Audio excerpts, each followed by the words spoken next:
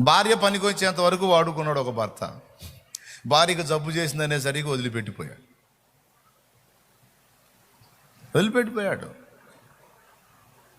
Cancer జబ్బు వచ్చింది, అది పనికిరాదు, సచ్చిద్ది, నేడో రేపో సచ్చిద్ది, నాకెందుకు అని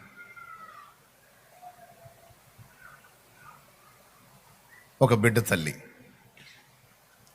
నిర్దాక్షిణ్యంగా వదిలేసి.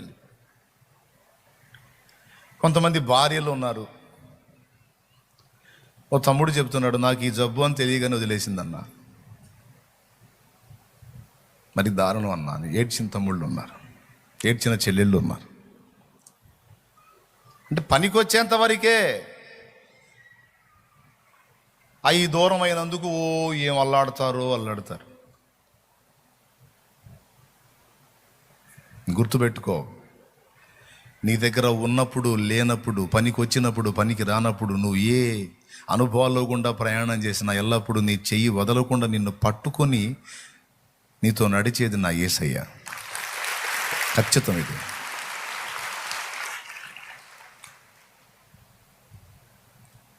తెలుసా మీకు? మొన్న పాడారుగా, శోధనలో ప్రభు సన్నిధి దొరికెను, వేదనలేరణ భూమిగా మారెను, శోధన బాధలు జయమును గూర్చెను, జయమని